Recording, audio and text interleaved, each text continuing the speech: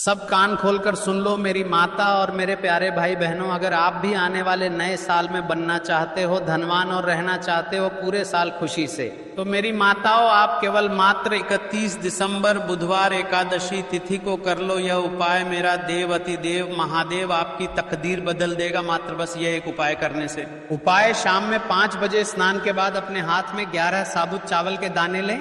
भगवान शिव या अपने इष्ट देव का ध्यान करते हुए मन ही मन अपनी परेशानी या इच्छा बोले। अब इन चावलों को किसी मंदिर में, पीपल के पेड़ के नीचे या किसी जरूरतमंद को श्रद्धा से अर्पित कर दें।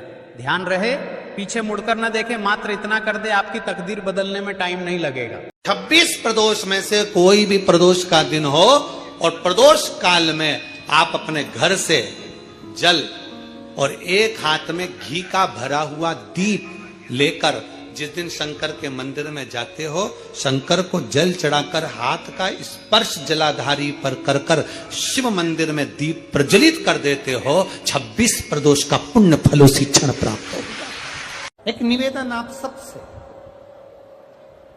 ध्यान करिए। सब जगह भटक लिए, सारी दुनिया में जाकर बोलिया है, जगह जगह जाकर प्रार्थना कर ली, निवेदन कर लिया, तो भी तुम्हारा अगर कोई काम ना बने तब एक काम जरूर करना। एक बेलपत्र, एक शमी पत्र,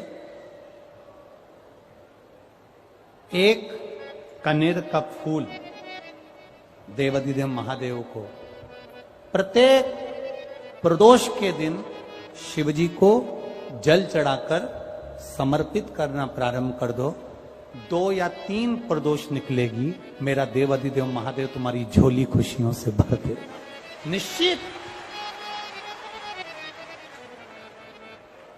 एक बेलपत्र, एक शमी पत्र और एक कनेर का पुष्प भगवान शिव को प्रदोष की प्रदोष बाबा देवाधिदेव महादेव को जल चढ़ाकर देना प्रारंभ।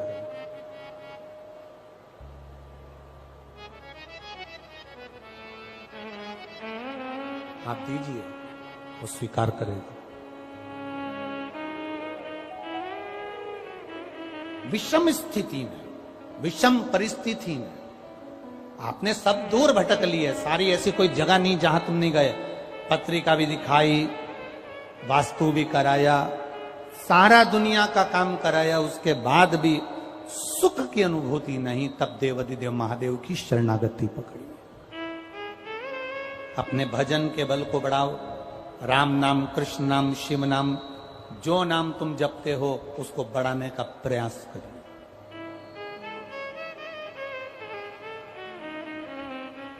उस भजन के बल को बढ़ाने का प्रयास करिए। चंद्रदेव, अब तुम शिव के पास जाओ। चंद्रदेव भगवान शंकर के धाम कैलाश पर पहुंच गए, जहां पर भगवान शिव तो तप साधना में लीन थे।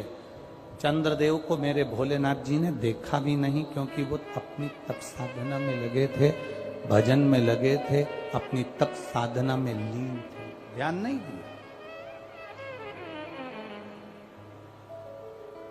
अब एक बात ध्यान रखेंगे, शिव जी का पशुपति व्रत करा, सोमवार का व्रत करा, प्रदोष का व्रत करा, सावन के सोमवार करे, उसके बाद भी भोलेनाथ जी नहीं सुने, तो ये मत सोचना कि मैं भोलेनाथ जी का पशुपति व्रत नहीं करूंगी, अब मैं सावन के व्रत नहीं करूंगी, अब मैं भगवान की पूजन नहीं करूंगी, अब मैं शंकर जी के मंदिर में जाकर 1 लोटा जल नहीं चढ़ाऊंगी।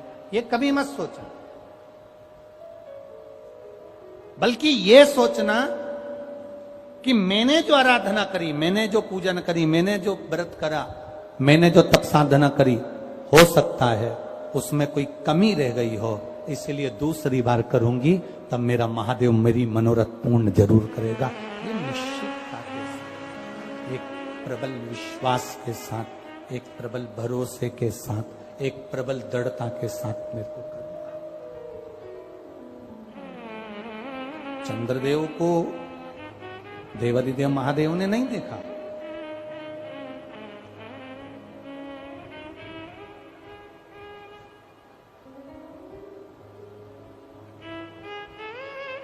शिव जी ने चंद्रदेव को नहीं देखा, क्योंकि वो तो तप साधना में लगे हुए हैं।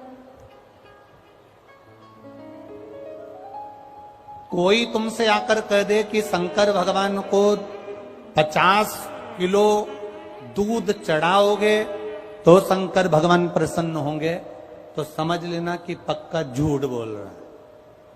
क्योंकि शिव महापुराण की कथा कहती है, गौ माता का एक छोटी सी चम्मच से भी आधा चम्मच, आधी चम्मच का भी आधा चम्मच, एक बूंद दूध भी गौ माता का, देसी गाय का जल में मिलाकर अगर शिव जी को समर्पित कर दोगे तो मेरा महादेव प्रसन्न हो जाता है। यह जरूरी नहीं कि 50 लीटर चढ़ाओगे, 100 लीटर चढ़ाओगे, 51 लीटर चढ़ाओगे, 108 लीटर चढ़ाओगे तो महादेव प्रसन्न होगा। ना ना ना,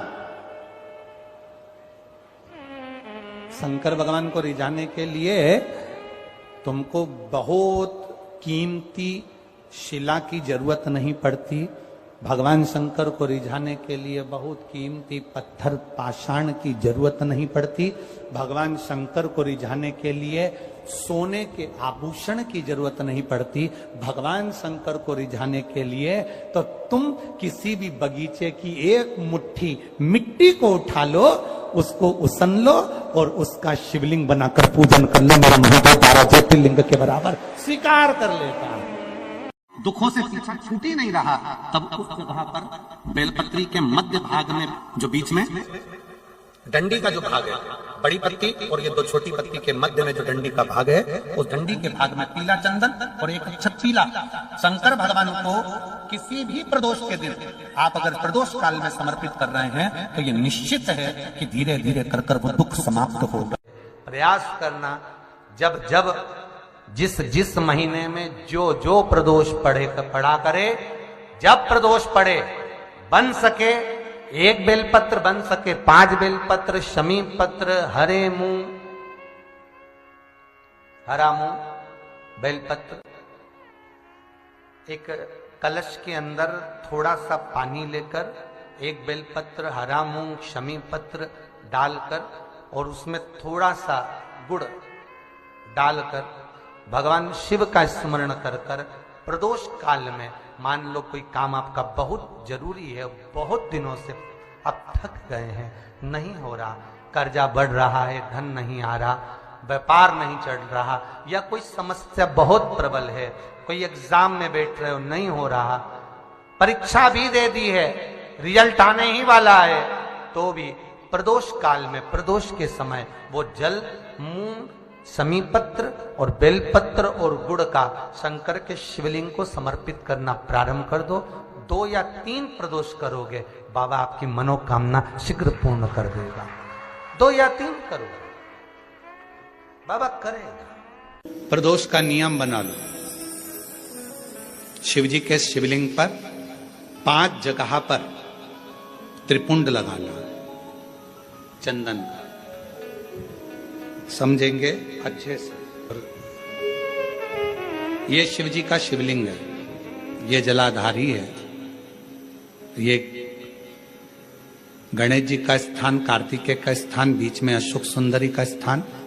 शिव जी के ऊपर जो बूंद बूंद पानी जलाधारी में से टपकता है वो शिव जी की 5 लड़कियां, नाम बोलेंगे साथ में, जया, विषहरा, श्यामली बारी, दौतली, देव। शिव जी की 5 बेटियां। शिवलिंग में अगर आपने, डॉक्टर ने कहा कि बहुत बड़ी बीमारी है, तकलीफ है, 5 स्थान पर त्रिपुंड लगाना प्रारंभ करो। पहला, दूसरा, तीसरा, चौथा, 5वां, अर्थात शिवलिंग के कहीं पर भी भाग पर आप अगर 4 स्थान पर नीचे भी लगाएं और 1 स्थान पर ऊपर भी लगाएं, शिवलिंग के किसी भी भाग पर 5 जगह पर चंदन का लेपन करना प्रारंभ करो। उसी चंदन के भाग में से 5 जगह का नमः शिवाय बोलकर थोड़ा सा चंदन लेकर आइए, कंठ पर और वक्षस्थल अर्थात हृदय पर उसको लगाना प्रारंभ करो। धीरे धीरे धीरे धीरे रोग कंट्रोल में आएगा और दुख मिटना प्रारंभ हो जाएगा। दुख मिटना, शिव जी के पंचानंद मुख से पंचाक्षर मंत्र प्रगटा है।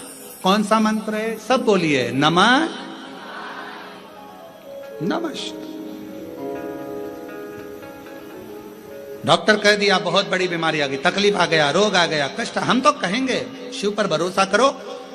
शिवलिंग के 5 स्थान कोई से भी आप चुन लीजिए, 5 स्थान, 1 2 3 4 ऊपर लगा दिया 5, और अगर 5 स्थान नीचे ही लगा रहे हो तो भी 5।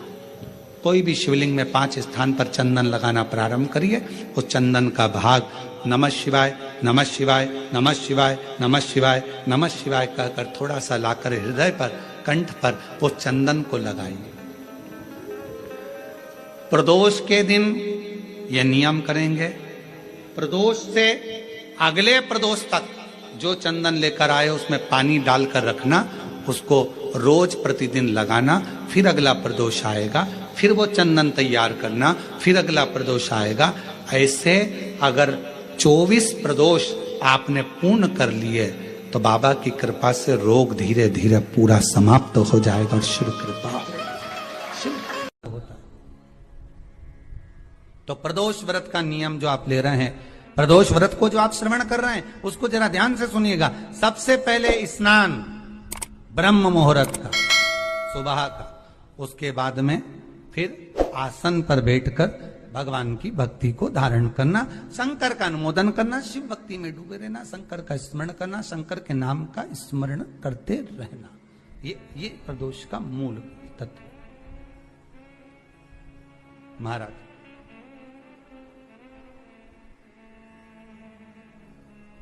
प्रदोष व्रत करने वाले को भोजन नहीं करना चाहिए, ध्यान दीजिएगा। फलाहार करो, उसमें भी नमक का सेवन मत करो। प्रदोष व्रत में नमक का सेवन वर्जित होता है। कारण क्या कारण होता है?